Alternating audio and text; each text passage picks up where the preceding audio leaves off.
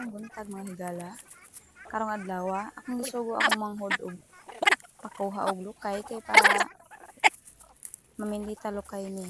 Kaya akong gisugo, gipakuha og lukay. Palwa may gihatag. Awara na, unsaon ko na pagwara-wara dito nga kadako sa palwa. Diring dapita kay gikuha naman ko ni Dudong og lukay, ako na dayon siyang giporma og cross. Nga, ipalhot-palhot ra na siya, dali ra kay na siya with himuon guys.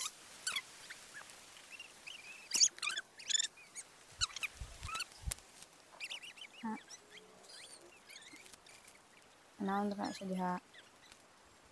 Nagalisod ko diha guys kay di man siya tangon gud sa kuan lukay ana ra gud siya diha. Himuon nga nagkapot ra siya sa iyang palwa. Kahuman ako dira og mga duha ka buok.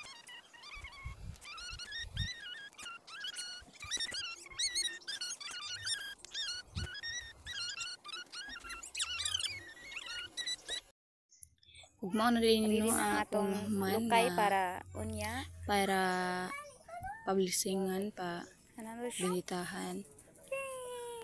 Kung mama guys. Mao na akong mama and padung nami ani sa ubos. Padung sa mong kapilya nga gamay o mao niya mga gianan guys padung sa ubos. So grabe yun ka bakilid no. Masipyat na usa ka tunog nga kuan ka diri kita gyud mo kung sa Pedro guys. Sana maghinay-hinay gyud.